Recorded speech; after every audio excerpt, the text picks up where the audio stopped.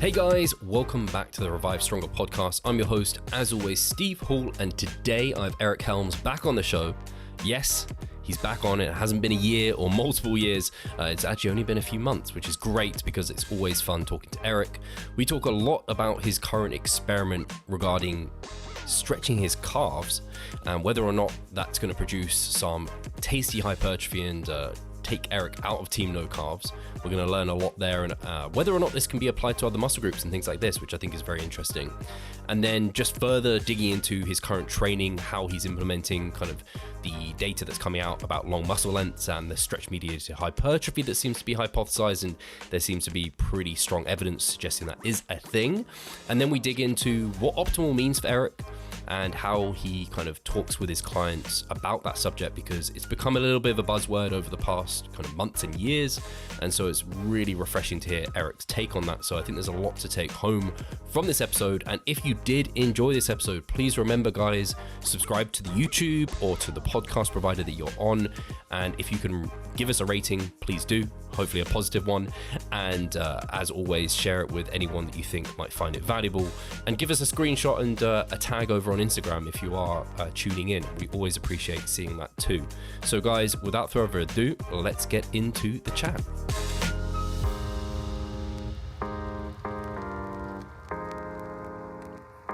Hi guys, welcome back to the Revive Stronger podcast. I'm your host, as always, Steve Hall, and today I have Eric Helms back on the show. I said last time I would not leave it as long as the time it had been before.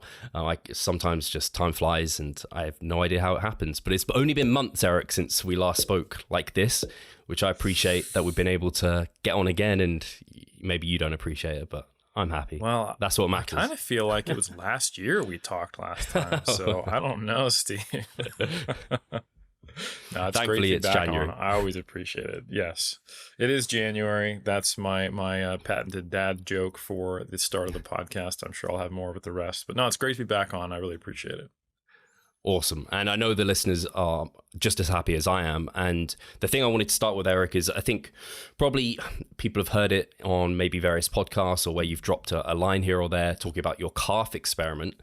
And I think probably I don't want to put myself in this category, but I think I probably am a little bit part of Team No Carbs. And I imagine some of the listeners are, and some people have just given up. I'm still plugging away trying to grow the fuckers. So you, however, are using some of the recent literature that's come out surrounding kind of stretch mediated hypertrophy application towards the calves, and you're essentially making yourself actually you're doing a study yourself, aren't you? So I thought it'd be interesting to hear how that's going and to kind of update the listeners on that. Absolutely, yeah. So for those, I'm sure not everyone listens to every single episode of your podcast. Shame on them. That's what people want. When you get someone to listen to one episode, they want to be shamed for doing so. So you're welcome, Steve. No, but so the last time I was on, we talked a bit about what I'm doing, but I think it's probably worth briefly recapping it. Sure. Just so people know and we're on the same page. Okay, cool. So there was a study that came out, I want to say a year ago now, although Warnecke and colleagues, that's the lab in Germany that's primarily working on this, have released subsequent follow-up studies. They're doing more work in this area. That basically had untrained participants for 6 weeks stretching one of their calves, but not both, with an orthotic custom-made device for an hour per day. And at the end of it, they observed a 15% increase in muscle thickness. And also kind of cool, there was some increases in isometric strength, increases in range of motion, and there were actually some crossover effects into the non-stretched leg. So that was a significant difference, pretty cool. And it brings the kind of the research full circle on quote unquote stretch mediated hypertrophy, as you said, because we had animal data at the start, we have speculative anecdotal research, but we haven't had much data specifically on really showing a direct link between stretching and hypertrophy. And one of the reasons why we thought we hadn't is that the dosage used in some of the animal studies and the intensities are pretty high, like the classic study where they're 24/7 weighting a bird's wing with weights and watching it hypertrophy. Poor birds. Unless they were bodybuilder birds who wanted jack wings, then good job, birds. That's the second dad joke. So there'll be more. And So this is the first study where they really used a comparable stretching protocol. So for each one of these stretching sessions, the participants, if you read the methods, they had to get into a pretty uncomfortable, I think it was 8 out of 10, if I recall correctly, stretch pain position, or like max what they could tolerate at the start of it, and then just live there for an hour on the leg that was stretched. And so we're basically replicating that. I say basically because we don't have the custom made orthotic device, but I did scour the scientific database called Amazon.com. I don't know if you've heard of that. And I did find a made in China, basically, they're these similar looking devices to the orthotic that they have, but they're actually designed for plantar fasciitis. They're designed to stretch like the bottom of your foot, and your plantar fascia. And an interesting thing that people might not know is that the way that you actually get a lot of dorsiflexion is not, like biomechanically, is by actually flattening your foot. So that's why they kind of go hand in hand. It's not the only way, of course, like stretching the calf and the Achilles tendon adds to that as well. But anyway, a very popular orthotic device that you can find online is for that purpose. They'll be marketed that way. And I basically looked for the one on Amazon that looked the most like the orthotic device that Warnke had. I got it, and it is definitely not the same quality. So let's just put that out up front. However, I have been able to achieve a similar stretch. And for those who are watching on video, this is where your heel goes. This is the foot pad, and this is on basically on my calf. And the two straps on each side, you use Velcro. So as with Velcro, always, there is only a certain amount of overlap. Okay. So I am on my second to last week of this study. So I'm at 11 weeks of stretching, an hour, 6 days per week. I actually gave myself an off day because I'm also doing resistance training. I am not just doing one leg. I'm doing both legs, and I'll explain the statistical design, the study design we're using for how we can actually see if it made an impact directly and attribute causation. But anyway, so the Velcro that we pull on each side is to pull me into dorsiflexion, pull the top of my foot closer to my ankle. I ran out of, as I got more and more flexible, and I'm still going to an 8 out of 10, room for actual like itself. So it's now the Velcro is on itself, but like the non-sticky part. So the first way I started to solve that is I got these paper clips, these guys, which I attached on there. And then that wasn't strong enough. So now what I have is I have a series of 6 tacks that I have pushed through. This is highly funded, like NIH grant research that we're doing here. So I have 6 tacks that I push through on each side, as well as putting the paper clip on there to hold them close together so the tacks can hold it in place. And I'm sure there's some smarter people or more pragmatically engineering-minded people who are going, oh, there's so many more easy ways to do that. It's too late. I've already made this the way I'm doing it. We're 11 weeks in. By the time you contact me, I'll be done.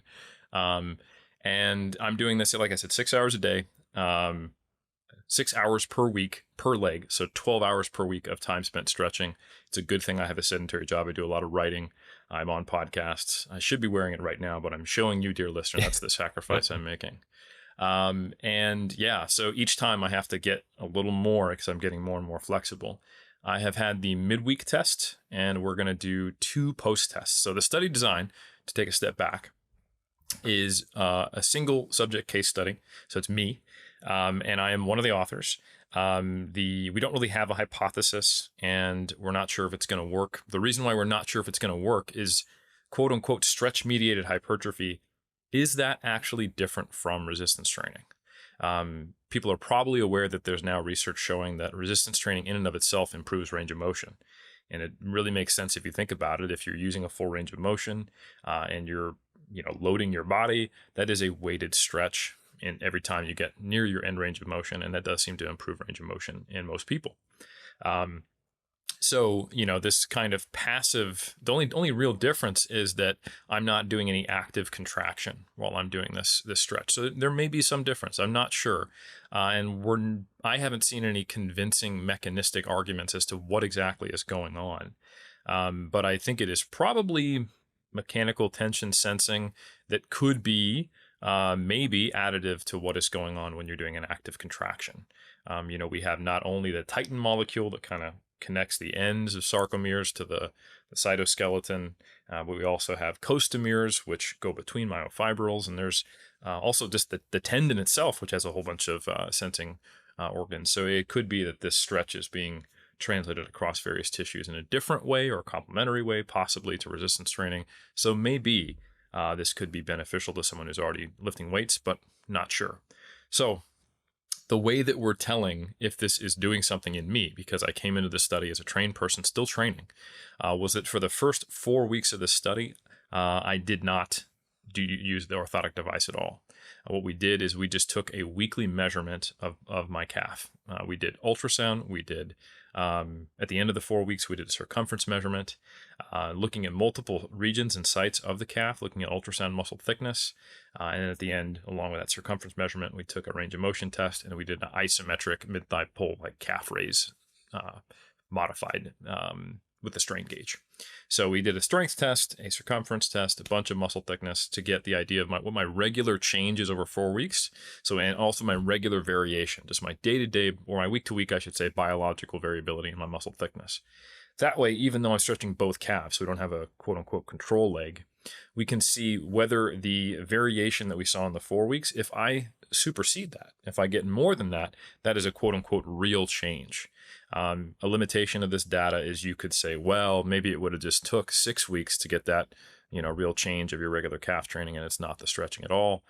And we're just going to have to accept that limitation. I think the magnitude of the change, or perhaps the lack thereof, is going to indicate whether or not this worked, quote unquote. Yep. And then at the 12-week mark, we'll have the post-test. And then what I'm going to do is I'm going to drop down from the high volume calf training I'm doing of 20 sets per week and go down to 12. So a more kind of quote unquote normal calf volume that might be used for the week, which is also a lot more close to my baseline before I decided, damn it, I'm going to make these things grow. And I'm going to stop stretching. So we're going to see if just simply doing 12 sets of calf training, full range of motion, and, slight pause at the bottom, just the typical way I kind of train them, is sufficient to maintain whatever I got from the 12 weeks, or if I backslide, or if maybe there's some type of, super compensatory effect because I've just been really pushing the limit on what I can recover from, which I do or do not know if that's true. I'm actually not sure. So there's a number of different outcomes that could happen, and worst case scenario, it doesn't work, but I know that I, don't have to try anymore or care anymore about calves, and I can just have calf nihilism as a philosophy and focus on other things. That was very well explained and very interesting. I'm thinking Omar has got like a perfect avenue here to kind of produce one of these and sell it, because he's got his like team no calves, and he can use you as just a sale model for this. There's companies, but like there's so many little companies that are producing these, like BFR bands are like a huge thing where you can buy them all over the shop. Mm-hmm. There's got to be someone, assuming this works, someone's going to take this and build this, because I'd purchase it.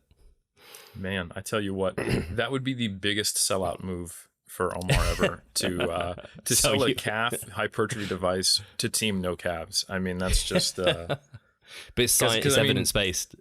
It is evidence-based. It's science. I mean, you could leverage it. I'm telling you, you could do it. But team no calves isn't a like, oh darn, we have no calves, but we try real hard. It's like a moral philosophy against training calves. So sure. I think he would probably get some death threats. But hey, it's all worth it for that dollar bill. So. Yeah. And interesting enough, I think you spoke about this somewhere. I heard your nutrition, you're controlling that. So I think you're not changing that in any way, shape or form over this time either, are you?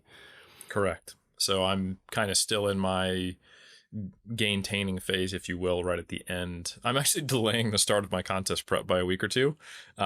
So I blame myself. And if I'm not in shape, I'm blaming my calves. So it's going to be multiple reasons to blame my calves at my first show. So yeah, it'll be good. Shreds or bigger calves, the judges. I don't know which one's more important. He's 6 weeks out in terms of his conditioning, but he has slightly bigger calves than him last time, but still small calves. I'm giving him the win. That's what I expect. Yeah. And I love that you're also measuring them after the fact, because I guess with this study that Warnocky did, they didn't measure them after the fact. So who knows if, I'm assuming that all the individuals didn't continue doing this or do it to the other leg or something to even things out. They just kind of were like, thank God that's over, maybe. Assuming they are part of Team No Carbs or just not regular gym trainees, which they weren't. So it's going to be interesting to see if like it's maintained via not needing to stretch it anymore, which hopefully it is, because I imagine there's only so much like you couldn't just keep that. I don't imagine it's going to be like a protocol you'd keep along your training forever. Maybe it would be, I'm not sure. Like how far can you take it? I don't know. Yeah, it's interesting because we're still learning about this stuff. Like Greg in the upcoming issue of Mass reviewed a study which basically found stretching during a detraining period helps to better maintain strength, which is kind of interesting, you know. And Greg anecdotally has noticed that, you know, he just enjoys stretching his lower body. It's something he does basically daily, just out of a sense of enjoyment. And he notices that when he gets back to training from a layoff, he typically has more ground to make up on his bench than, say, his squat or his deadlift. So that is maybe indicative of an additive effect, maintaining attention stimulus. You know, there is some application in rehabilitation settings, like if you need to immobilize a limb, immobilize it with the muscle in a more lengthened position. You know, and I think what would happen is the muscle tendon unit would get to a new quote unquote resting length, but it might maintain whatever level of morphological change it needed to get there, right? At least that's my hypothesis. I would think that if you did a stretching regimen, gained some hypertrophy, and then you didn't quote unquote access that range of motion to a sufficient dose, frequency, and magnitude, you could just lose those gains. So some of the things I'm not worried about with the way I train with calves is that, you know, my depth on squats, you know, is changing because of my range of motion. My depth on leg press, I am doing calf raises and I bottom out, you know, so I'm fingers crossed hopeful that that would be sufficient. You know, like three days a week, you know, just accumulating those reps, and with, you know, under load, of course, to maintain the calf gains from stretching, but we shall see. I also don't know how much like edema I'm walking around with training calves every day and stretching them, you know, 6 days a week. It doesn't seem like a lot. Like visually, I don't see any. They're not constantly sore. Like when I get to a point where I'm like, I don't know if that's an 8 out of 10. Let me go a little tighter. I do notice that in the subsequent couple days, 2 or 3 days, my Achilles tendon just feels a little sore, kind of like right near my calcaneus, my heel. And then that goes away, and then that kind of process repeats itself a couple weeks later once I feel like I've gained more range of motion and the perceived pain at the start is lower. So it's an interesting process of kind of like progressively overloading it and noticing how it changes and things like that. But it's, yeah, I really don't know. And I think one thing that I don't want people to do, because we have a tendency in the evidence-based community for the prominent science communicators who are also scientists, when they publish data, we kind of elevate it to, even if we don't necessarily elevate the findings, it's elevated in our awareness.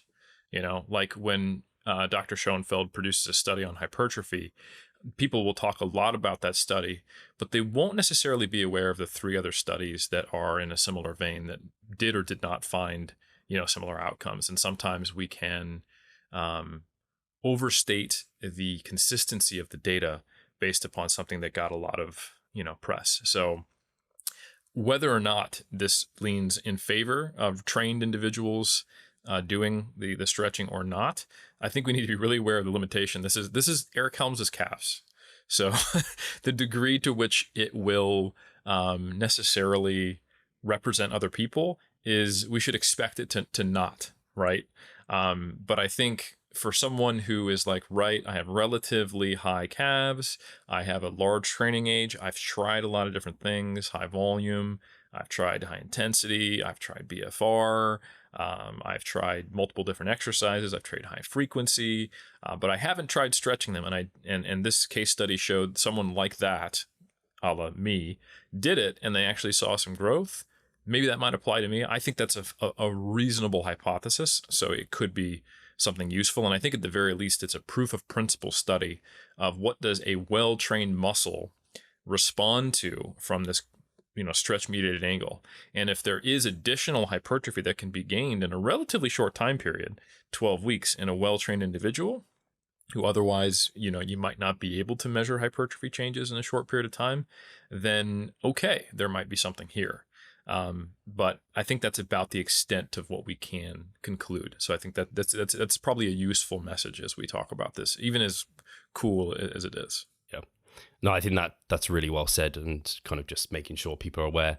Like, it's not a big sample size, is it, if it's just yourself? But if this is probably going to encourage, I mean, if it's positive results, I'll certainly kind of look to invest and experiment myself, because I mean, I'm just sitting watching TV for an hour in the evening. I can just strap on a kind of the orthotic device or what have you. Hopefully someone will produce one at some point. I'm very eager for that. But I mean, who's going to do that when they're based off very little data? I'm not sure. And how, I don't know. I think maybe I'm a bit too far into our niche, but I think quite a lot of people are going to be interested if they can get, like, especially if it's, I don't know, anywhere close to 5% plus. Like, if you're seeing significant changes there, that'd be awesome.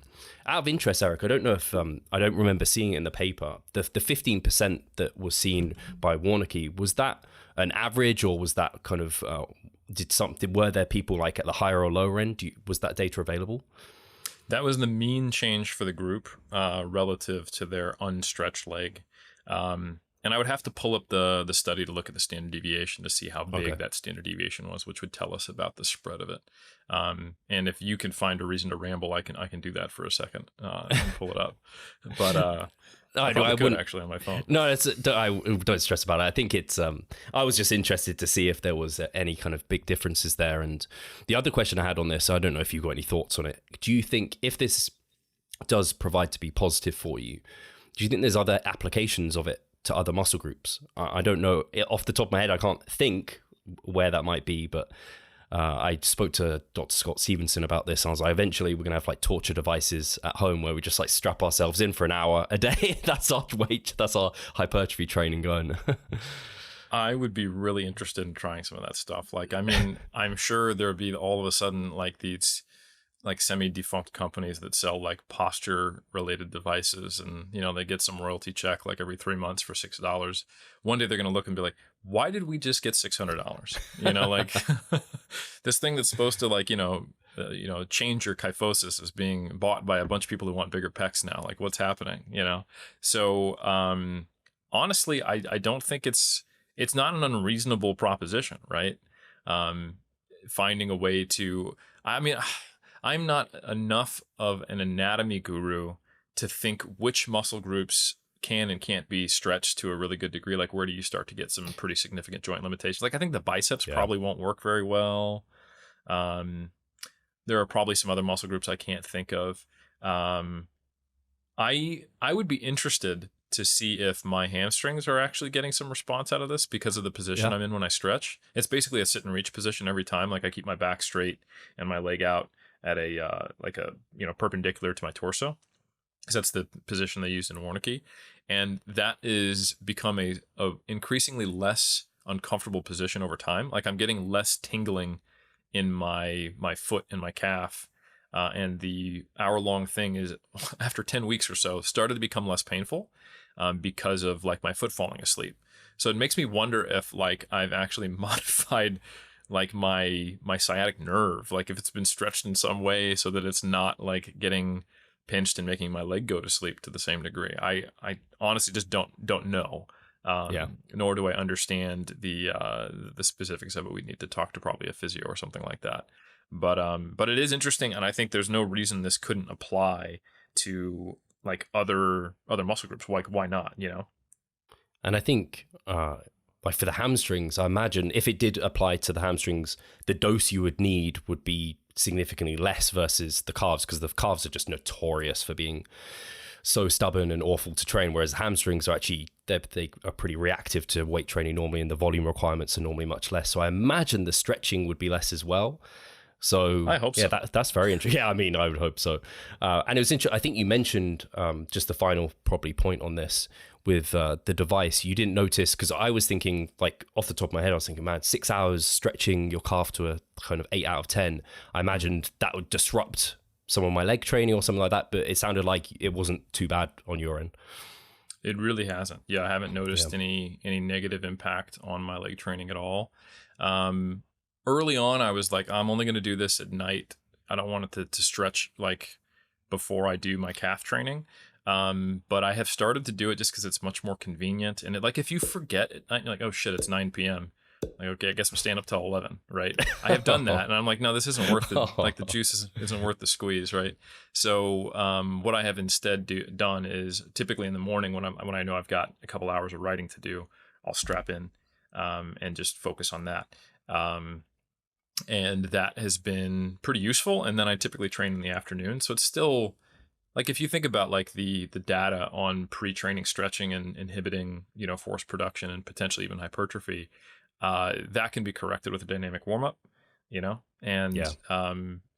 I really don't think like doing it 2 hours beforehand is going to have a negative impact. And I haven't noticed, I was worried about safety, to be honest with you initially, but I don't know. I feel like I'm actually pretty strong in the stretch position now, which is probably indicative to some of the length tension relationship changes from increasing range of motion. Yeah. So I think there's some interesting potential outcomes from a performance perspective as well that you might be able to get from this if you were thinking about, for whatever reason, I want to be able to produce more force in a stretch position for a joint. That would probably be a very specific strength and conditioning intervention for a specific sport or athlete or position that, you have to apply that principle in the context. But the strength data is interesting as well. It was Jeff tore his calf, didn't he? Jeff did tear his calf doing something ridiculous like 495-pound calf raises. Let me tell you what, dude. So when I was recently at Worlds, coaching there with Jeff and Brian, we got some training sessions in together. And you know how some people are like strong? I don't know if you've met them. I have. So Jeff, he's like that for most of my lifts. Like, okay, like if we train together, I can expect Jeff's maybe 10, 20% stronger than me, right? For calves, it's like 90% stronger than me. It doesn't make any sense. Like we did like one of those like seated calf raise like machines where your feet are kind of at like a 45-degree downward angle from you, and I've got it on like 280 pounds or something like that, and Brian gets up and he does something around there, maybe less, maybe slightly more, and then Jeff puts it on like 400, and I'm just like, what? This makes no sense, so that it's when he says, so I had to cap what I do on Smith machine calf raises just for safety, I only do like 405 now. I'm like, all right, bro, like that's a lot of weight. I feel like I'd be similar to you, Eric. I don't think my calves are up there. But my kind of thought was, do you think there is any risk of that sort of thing through the stretching of the calves? Or do you think kind of, I guess the protocol you've used is a kind of safe way about going about it? I don't, this is like my gut feels vibes response, because obviously if we wanted to have like a true safety analysis, we would be like, hey, we need 100 people to do this and see if like what the incidence rate of pain, side effects, tears, strains, or what have you was. So I literally have no idea how safe this is. But I will say that if you look at the data on stretching as a way to prevent injuries, it's not convincing, but it's not convincing the other way. It doesn't show that like stretching protocols increase, rate of injuries in athletes. This is maybe a little more aggressive more frequently. It's like kind of on the extreme end of stretching.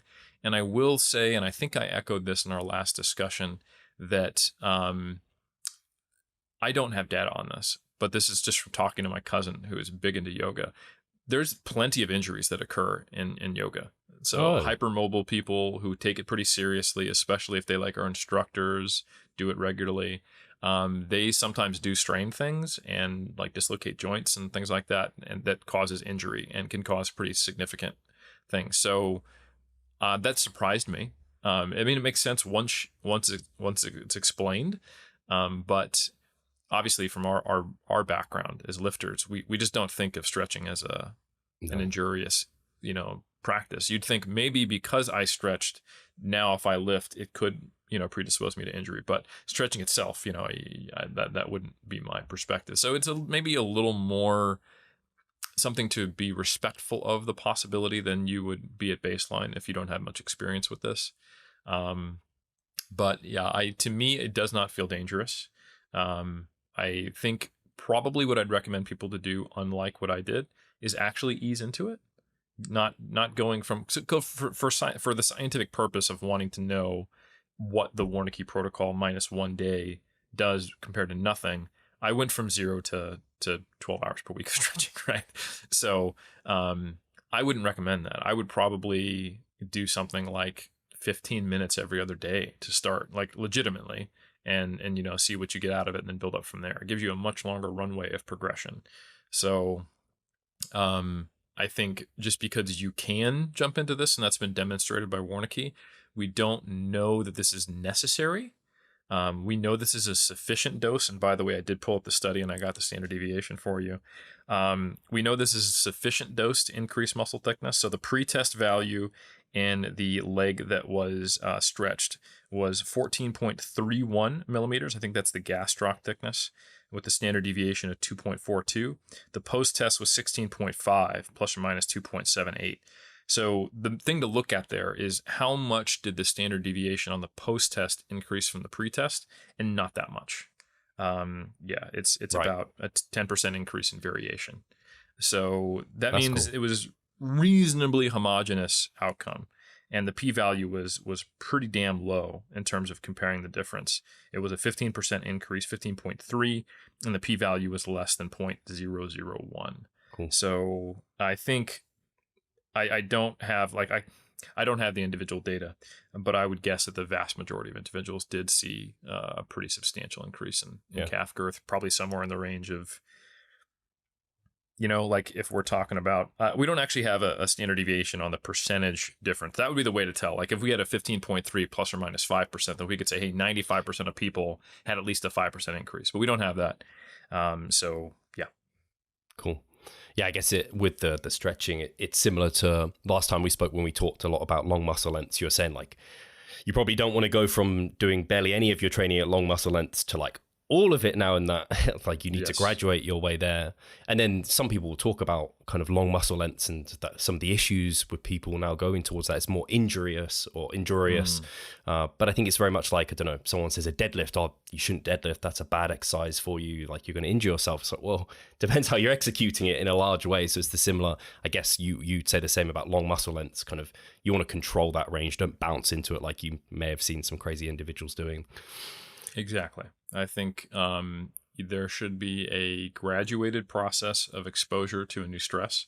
That's kind of, as we've come to understand more and more about the very few things which do seem to predict injury.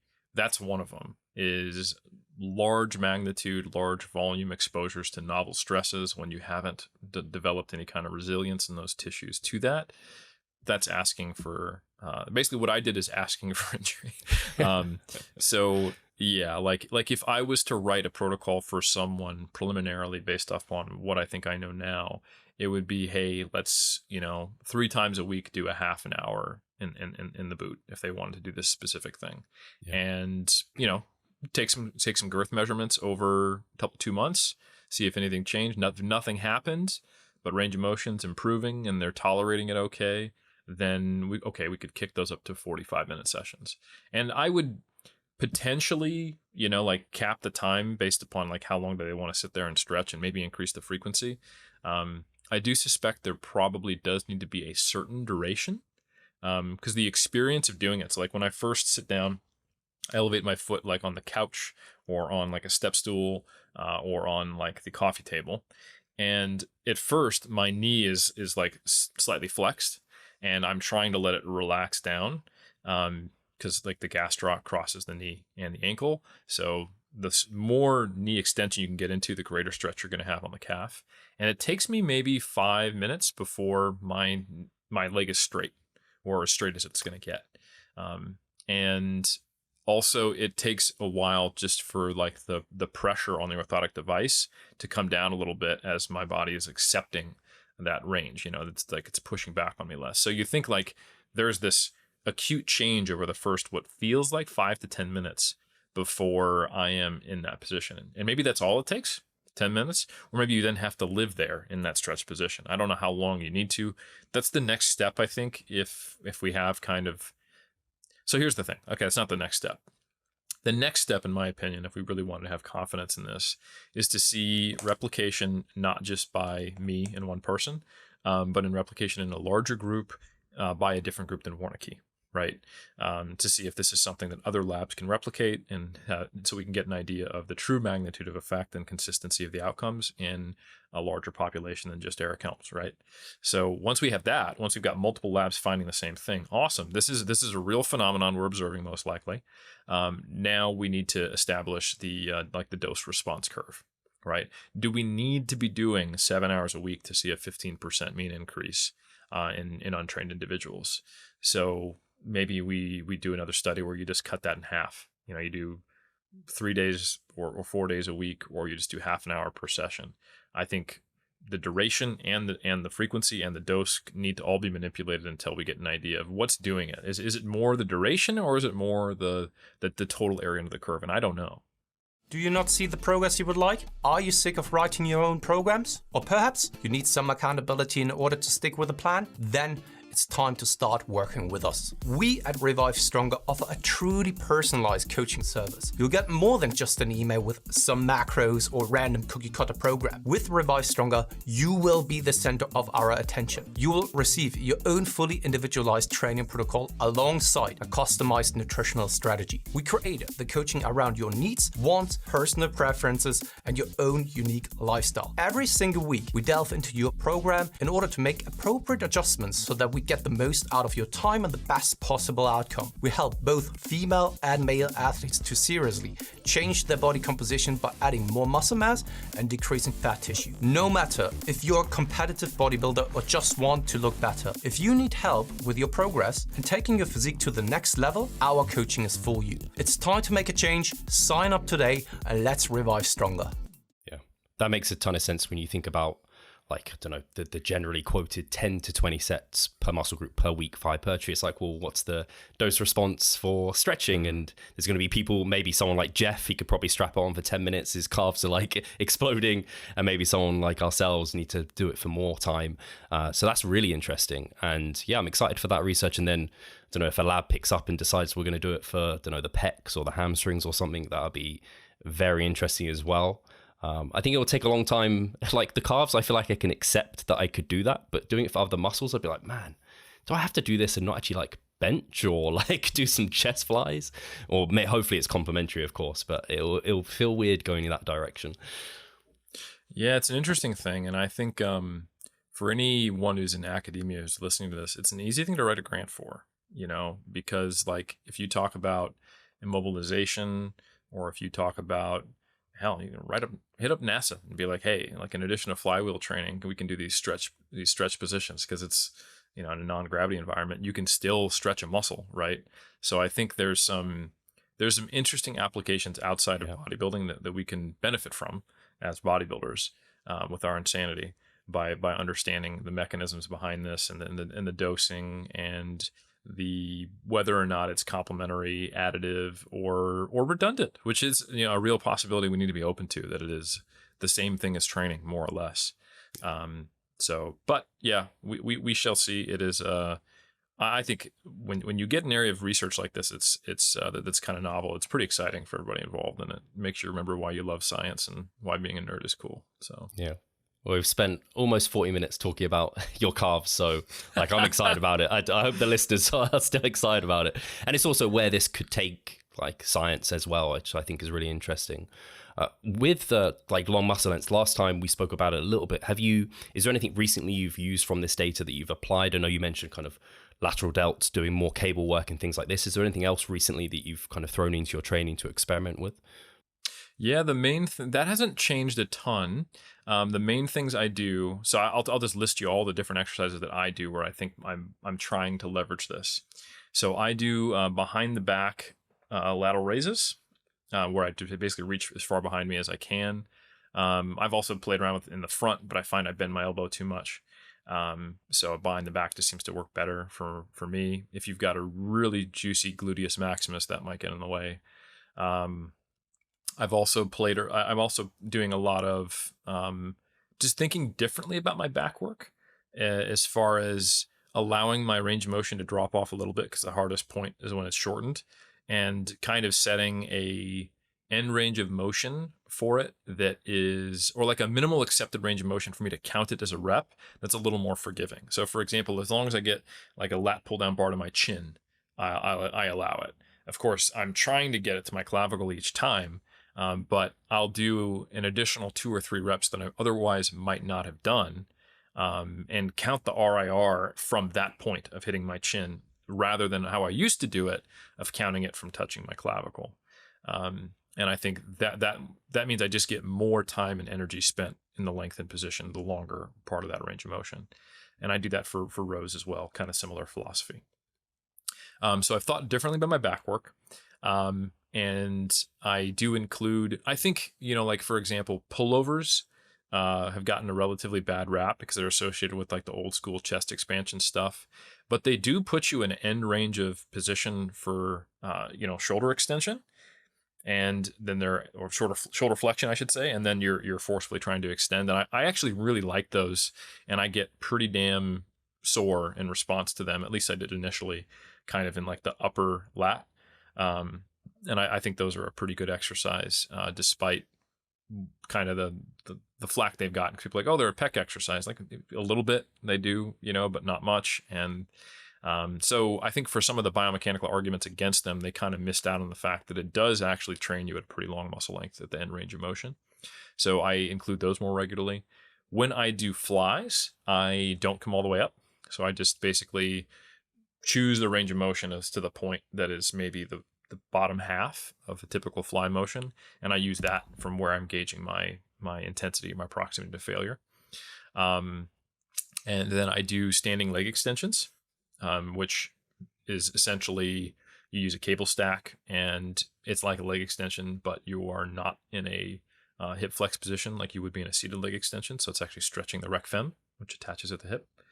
And then I also, when I do leg curls, not always, but maybe about half the time I will bend over at the waist and kind of stabilize myself in my rack. Again, I have a home gym where I'm training on a cable, which is why I'm not saying I'm just doing seated leg curls. I would if I had access to it. I would every other time do seated leg curls. I wouldn't exclusively do seated leg curls because the sartorius actually is lengthened when you're doing a lying hamstring curl. So I think sometimes we think maybe a little too reductionist about the anatomy involved in some of these movements and just think, oh, a seated leg curl is bar none better than a lying leg curl. So some of the things that could be, like if you were not a home gym trainer with a cable stack where you need to bend over to simulate a seated leg curl or stand up to simulate a regular lying leg curl, you could just switch between seated and lying on your training sessions and you probably get the best of both worlds. And I think that's pretty much it from a perspective of how I'm training at longer muscle lengths. A lot of the lower body training sort of takes care of itself. If you're doing squats, if you're doing deadlifts, if you're doing RDLs especially, you are basically when the lever arm is the farthest from the fulcrum is when the muscle is the most stretched. So that's why those are probably just pretty good exercises for just as they are.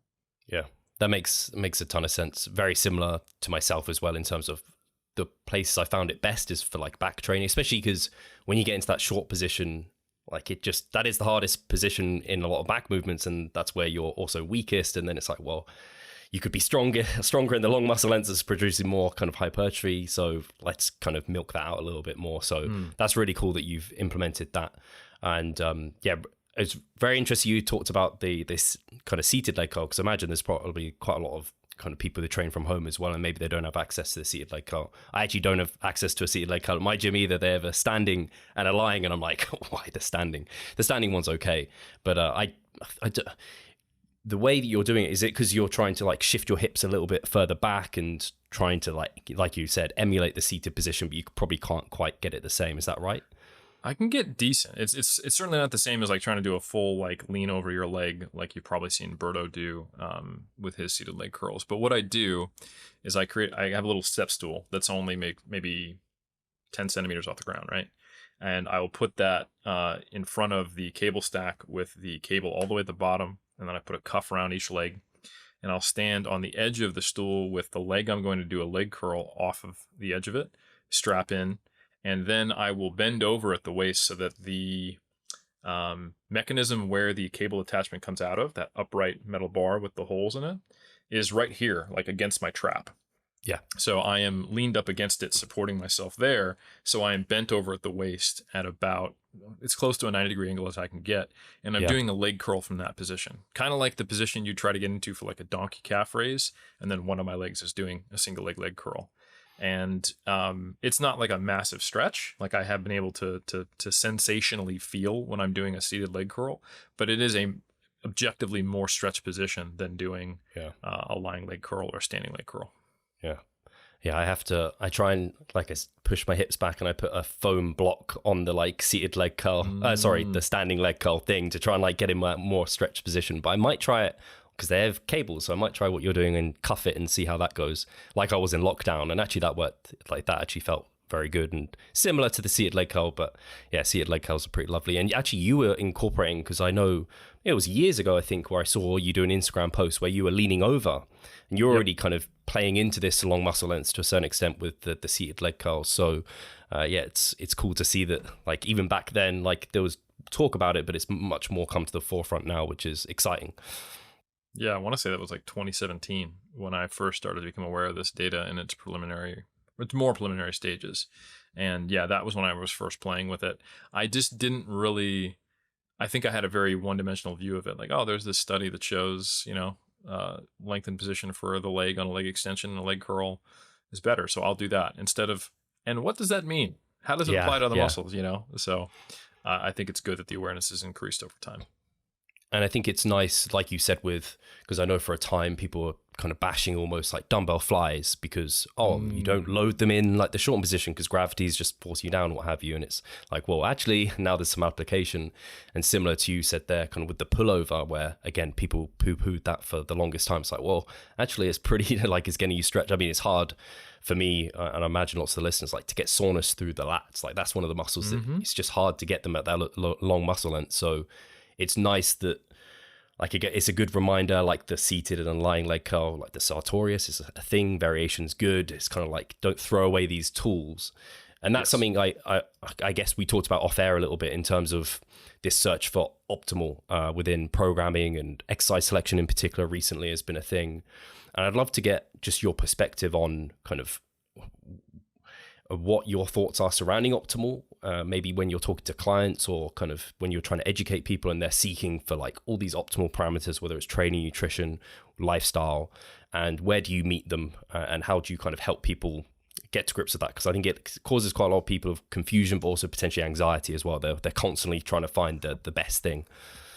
Absolutely. And I think this manifests itself in the fact that we will seek precision and specific quantitative answers when we don't yet have the information to support it, and I don't mean this as shade on like Renaissance periodization, because I think as an example, I've seen people post like, hey, the MAV for chest is 14 sets or something like that. And when you look at the actual, like the way they present that, it's like, hey, we're anecdotally thinking and, like it's, this is what we think might be appropriate, and there's some stuff baked into that. But honestly, it's just kind of a number that's reasonably pulled out of the air.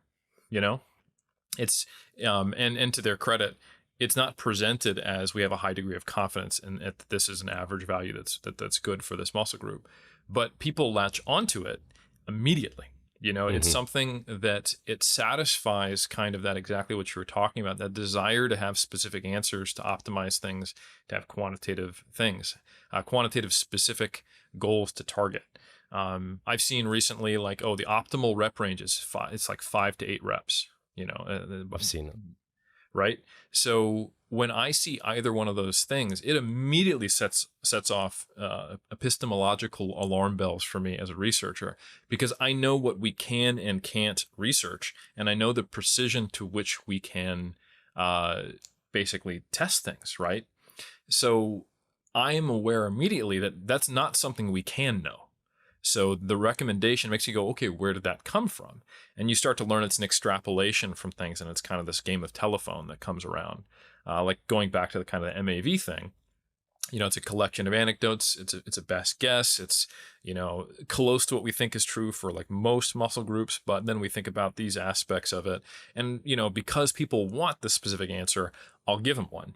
And then what it gets ran with is, oh man, we've got, position of authority, doctor, science, whoop, whoop, optimal here. 14 is the best. And that's what you should be doing. And I don't think that is the fault is not on any one person, but more of this drive to find the most specific and most optimal answer.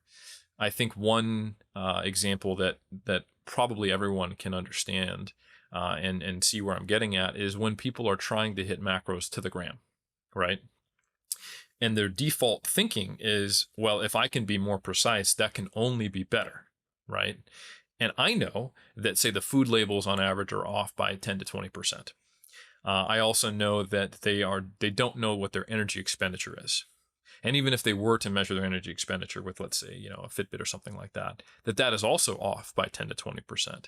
So even if on their spreadsheet and by their food scale and everything, and they had hit 250 grams of carbs every single day, the reality is they're probably operating in a range of, say, 220 to 280 on any given day.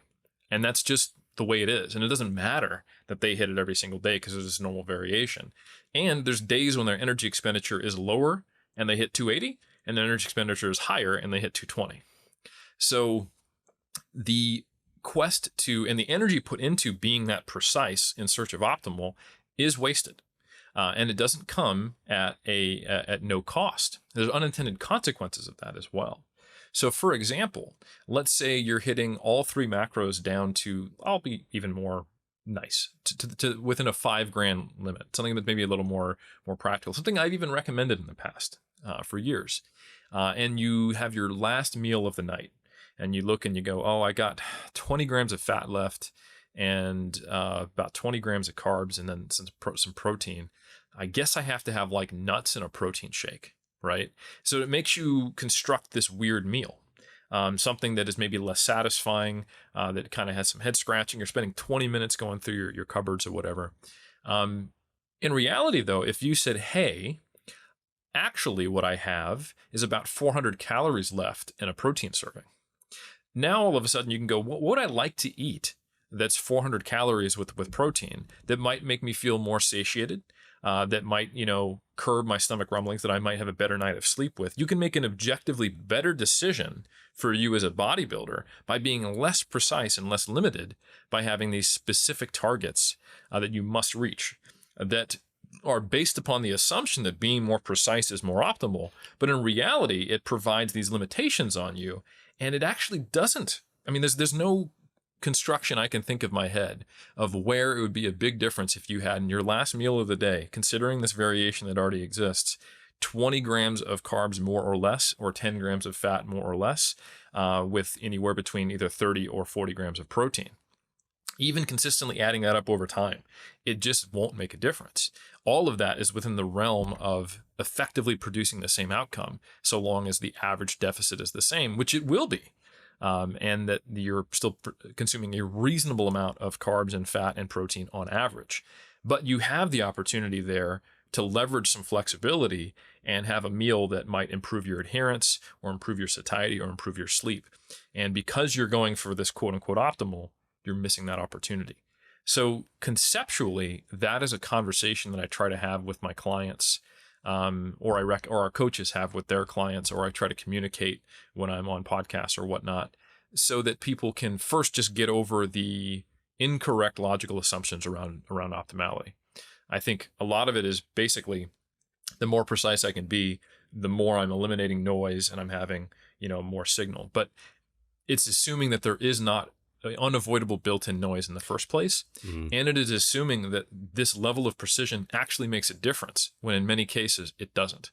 And that means that our mentality instead should be, when can precision serve me and for what purposes? And that's the place I should focus my efforts. But if I spread thin my willpower towards trying to have this high degree of precision on everything, I'm missing a lot and only hitting sometimes, and I don't have much energy for the times when it would matter because I'm spread so thin.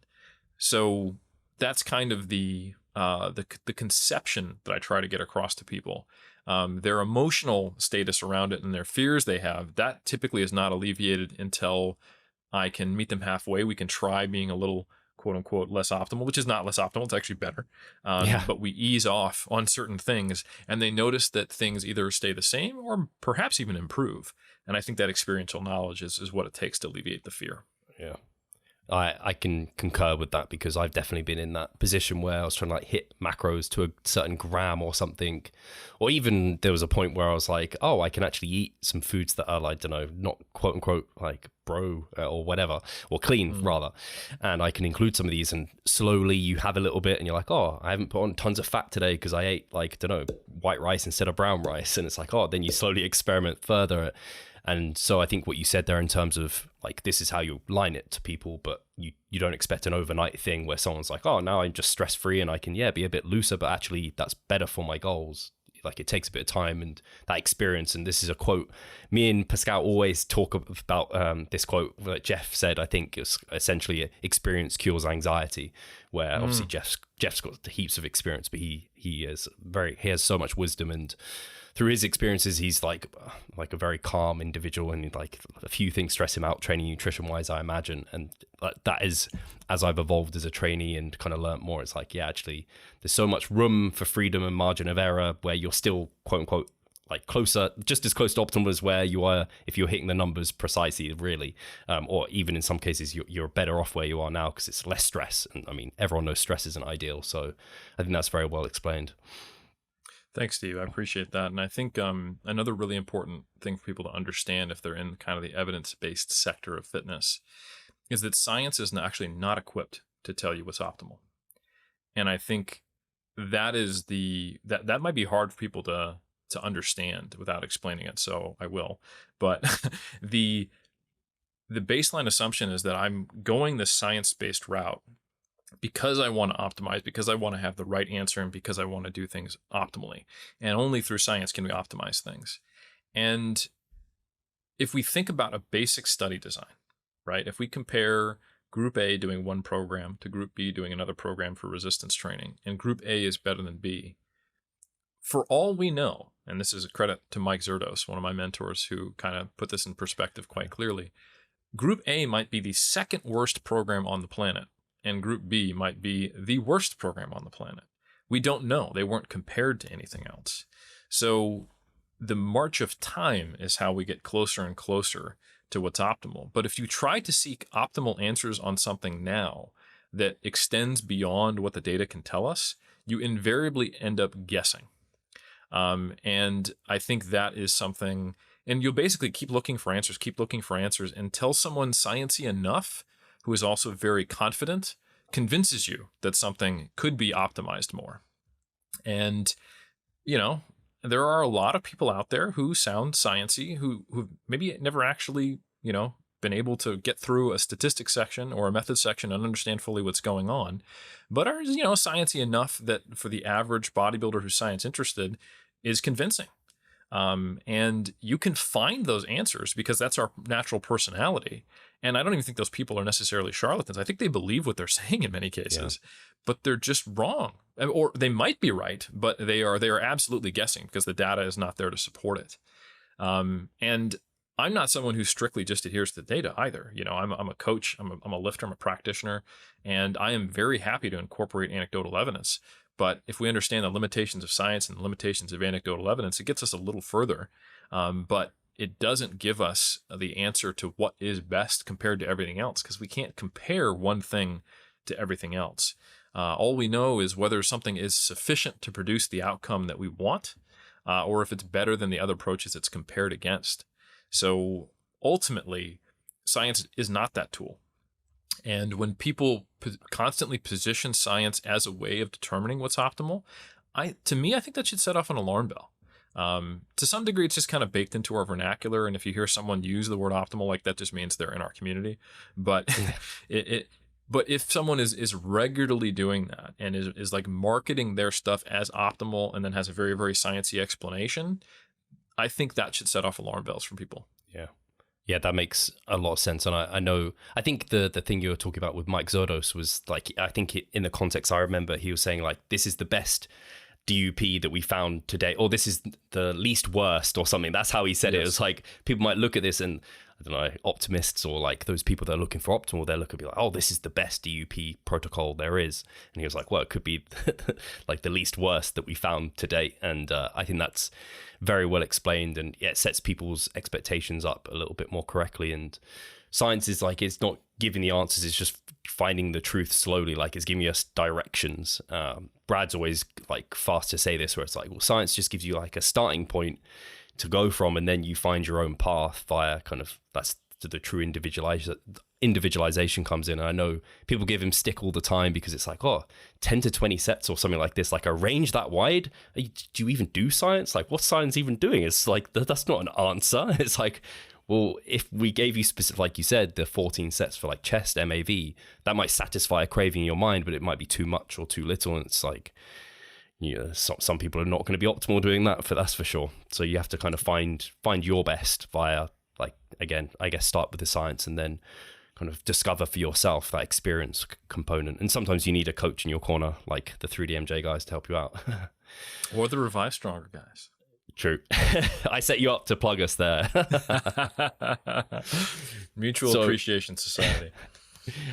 So I think I could talk to you all evening, Eric, but the final thing I just wanted to touch on before I let you go, for your contest prep this season, what are your kind of, I guess, main kind of goals, objectives? I'm interested to hear what kind of you're thinking about. Look better than last time is my main objective. The timeline, like I said, I'm actually starting just a couple of weeks later than I initially planned, because I want to get through the 1 week of not stretching final, like 13th week of this program. So I'm basically starting my diet the first week, near the end of the first week of February. So I'll have, February, March, April, May, June, July, and then the earliest show I would possibly do, just based upon my timeline of how long it takes me to get in pristine shape. And starting heavier this time, I'll be starting at like 95 versus 90. So that's like an additional month. So it's probably late August or early September. And it's been really good to see the COVID full recovery that seems to be happening in terms of contests around the world and the expansion in the WNBF. There is the WNBF New Zealand show, which I judged at last year, which I will now not judge at. They won't let me judge and compete. I told them, look, listen, I'll watch a video of my class afterwards. I'll be happily able to unbiasedly rate it. But no, they weren't feeling that. So I can't judge and compete in that one. I'll just compete. WNBF Australia, I think, is only a couple weeks after that. So I'm planning on doing that. And then I think Jeff and I are planning to compete in some shows on the West Coast in October. And then I'm planning on making it to Worlds. So last time I competed in 2019, I did my first show in April and started tapping out in August. So I'm kind of just shifting the whole thing back because that's the only way I'm going to make it to Worlds. So my first goal is have a good prep and improve. And I have pretty broad parameters for improvement, that it could be understanding myself better, being able to have a better recovery after the fact, not being as beat to shit as I get shredded, just being a pretty good husband and supervisor and director of 3DMJ and contributor to mass as I'm doing it, without taking big hits on mental and cognitive performance or emotional stability. That would count as a win. Second kind of rank tiered goal is, improve subjectively, and feel like I beat myself from 2019. And I think at least my calves will do that. We'll see about the rest. And then third goal would be to objectively win. And this is kind of the cherry on top. I would love to get my WNBF Pro card if that's in the proverbial cards for me, no pun intended. So we shall see. I'm trying to target shows where there are sufficient number of competitors that are pro qualifiers, and just to give myself as many opportunities as possible. And it would be pretty cool to actually get to compete at Worlds as a pro and really get stomped on, and get good pictures while doing so. So that would be nice. But of course, it would still be a great honor to even compete in an amateur at Worlds and have another shot towards the end of the year. Awesome. Yeah, I love your kind of saving placings for the last, that's like the cherry on top. Everything else, like you giving yourself, like setting you up for success really in terms of improvements along various parameters, which I really appreciate. And I think what was Alberto said something along the lines of like, when you're in a pro lineup, they're now looking for weaknesses a lot of the time because people are so well put together. And as soon as he put it that way, I was like, oh man, I don't know if I want to be in a pro lineup. I have too many weaknesses to show. Yeah, they'll find them on me, I tell you what. So yeah. Is there a certain number of shows? Actually, this is just a very quick question. I don't know if you have an answer to it, but I was just talking to a client and he was like very excited about his season. I think he outlined like 9 shows that he wanted to do. And I was like, oh God, 9 shows. Do you have like an idea of like, what's your maximum, like a maximum number of shows, or like just like to anecdotally from the number of people you've coached, like how many shows people can handle? Honestly, it's logistics based. Because you can get someone in a position, in my opinion, where you've walked up their calories to more or less maintenance and they're running around kind of peaked all the time. Yep. And if they have a lot of shows that are in their area that don't require travel, and they have the mental and social outlook of I'm not going to have like big celebrations each weekend when I compete, they could do shows every weekend once they're in shape. Like on paper, I don't see any reason why not. You just basically, if they still have refeeds, or maybe they spill over a little bit, you just have those the Friday before each show. The front load or the whatever type of progressive incremental load, a la Dr. Joe, you want to use is already done. So it's just kind of like you just top off the gas tank every Friday before they compete, and make sure they don't do any damage on on Saturday and Sunday, and ready to rock again. So I think really just comes down to the experience of the competitor. Definitely not something I would have first, second, maybe even third time competitors do, because I think that can be quite stressful. And obviously there's a financial cost associated with trying to travel every weekend to go compete if you have to stay in hotels and all that. But I don't think there's like a physiological limit to how many you could do using what I think are ideal peaking protocols, because there's not dehydration involved. There's not a lot of the things that are associated with traditional or sometimes enhanced approaches. So I think it's a little easier for us natties if we're in an area where there's a lot of shows.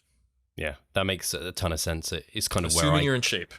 Yeah. That's kind of where I came to it, where I was like, the thing that I think would be the limiter is that the stress of having to do the tan, like travel to the show, kind of stay overnight in a hotel and like doing that multiple times. It kind of, I guess it depends on the person, how they're kind of dealing with all of that. So yeah, certainly that's the goal, is to kind of be in shape. And then, you could pick off, like you said, loads of shows. I know I ended up doing 6 shows in 2021. That's the most I've done. And I was like, actually, I probably could have dropped in a couple more, because I think it's like you mentioned, your preps are long, but there's big strides of time where you can be in shape, close to maintenance calories. It's like, actually, you feel way better once you're recovered, but in that time, it's survivable for sure. Like, it's sustainable for a period of time. It's not like you wouldn't live like that, and you aren't going to look the best like that. But certainly for that period of time, it's surprising how long you can be in shape. I think you put it like being kind of stage ready, and then being like, I forget what the term you use, but it's like legitimate, like stage ready. Yeah. You can be stage ready and then live in like this getting closer to legit stage ready, and then hold that for multiple months. So it's a really cool thing. I think you guys and Dr. Joe were the first people that really like opened people's eyes to kind of the fact that you can do that. And I think it's helping people in a big way. So I guess I'll leave that there in terms of the podcast. Like I said, I could talk to you kind of for the whole evening, Eric, and I want to say a massive thank you again for you taking the time to come on and talk about your calves and the experiment you're doing there. I'm sure people are just as excited as me, and I'm very excited about your contest prep. Are you going to be documenting that at all if people want to follow along? That is the plan. I will be more active than my inactive self that just posts squares of podcasts I've done on Instagram, and might even put some stuff on YouTube. That's not a promise, but that's a mediocre possibility.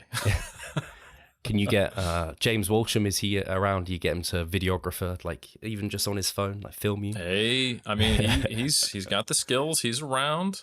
But no, I think I do plan to legitimately be documenting it more and trying to take a more, I guess, I don't know. We'll see. I'm going to be more active than I have been on social media while I'm dieting. That's the best promise I can give you.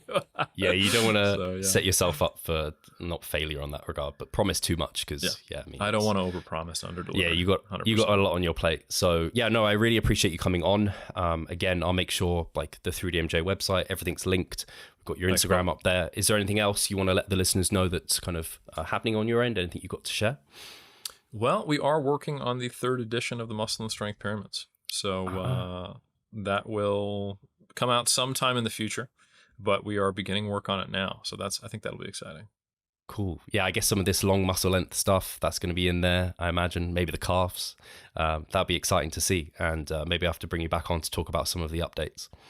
Absolutely, man. Once we're actually close to the fog of war being lifted and we know an actual date, once we maybe written the first draft and we're working on peer review, then I think we could absolutely discuss more around the concrete details of what's changed. Amazing. Guys, thank you so much for listening. Thank you again, Eric, and we'll speak to you soon. Take care. Thanks, Steve. Appreciate it.